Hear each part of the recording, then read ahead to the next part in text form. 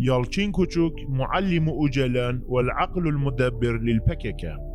قامت الدولة التركية وفي سبعينيات القرن المنصرم باندساس العشرات من رجالاتها المخابراتية في التنظيمات والأحزاب اليسارية التركية عامة والبكك على وجه الخصوص. وفي ذلك الوقت كانت البكك تعتبر نفسها حزبا ذو أصول قومية كرداية، وأنه يناضل من أجل كردستان الكبرى ولكن بتوجه يساري.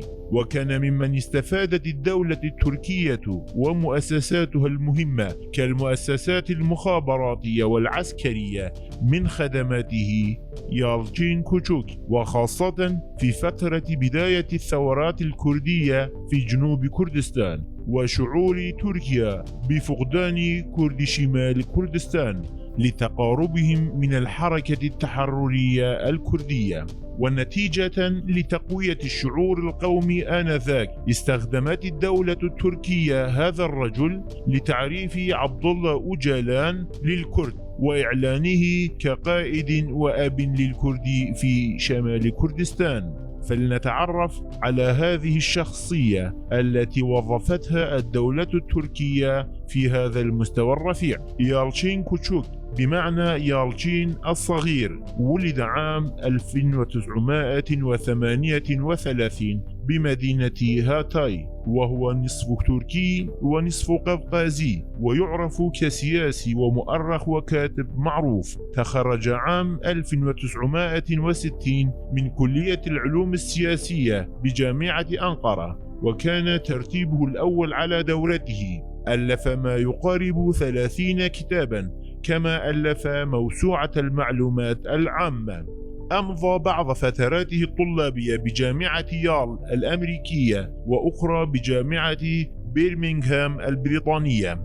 له اختصاص بلا نظير في مجال اللغات والأسماء، ويتحدث إضافة إلى التركية اللغة الإنجليزية والفارسية والروسية. وبعدها وفي التسعينيات يلتقي بأوجلان ويتعلم هناك اللغة الكردية بلهجتيها الكرمانجية والسورانية. يالتشين كوتشوك من الأشخاص الذين استفادت منهم الدولة التركية استفادة عظيمة، وبالأخص في المجالات العسكرية والاستخباراتية، كما كان أداة مهمة بيد الدولة التركية لمحاربة التوجهات اليسارية المتطرفة.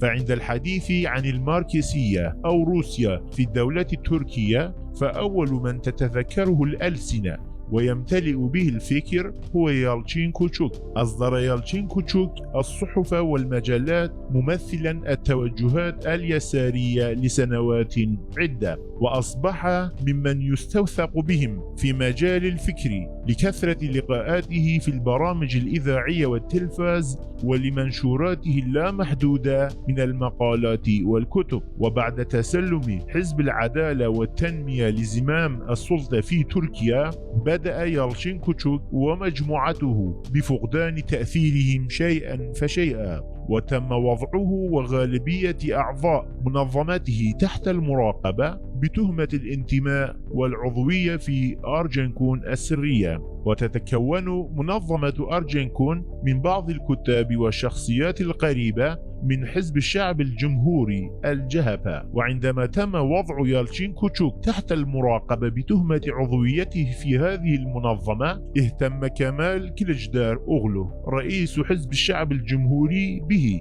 وطالب الحكومة التركية بتحرير يالتشين من السجن وإطلاق سراحه. ويتم تحريره من السجن، ويغيب كوتشوك عن الساحة الإعلامية والفكرية قرابة سنتين لسوء حالته الصحية. ويعتقد الكثير أنه تم إرسال يالتشين كوتشوك لصفوف الأحزاب اليسارية لأداء مهام مخابراتية من قبل الدولة التركية، وأن مضامين الكتب التي ألفها استقى غالبية معلوماتها من الدولة، وأنه يدافع دائما عن عظمة الدولة التركية وناضل من أجل هذا الهدف مدى حياته، وله الكثير من الوثائق في هذا المجال. وبشأن علاقة يالتشين كوتشوك بعبد الله أوجلان زعيم البككة المسجون لدى تركيا، فإن هذه العلاقة لم تكن علاقة صداقة أو شخصية أبدا، وإنما كانت علاقة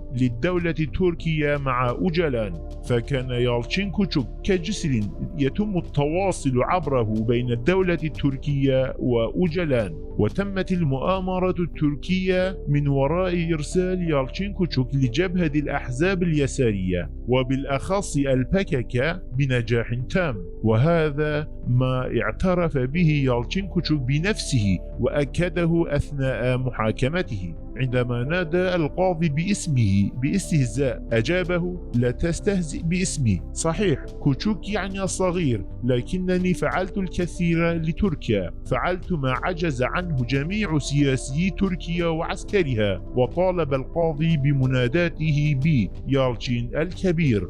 نستطيع القول أن يالتشين كان جسرا رئيسيا لتبادل المعلومات بين الدولة التركية وزعيم البككة عبد الله أوجلان. كونوا بانتظار الجزء الثاني.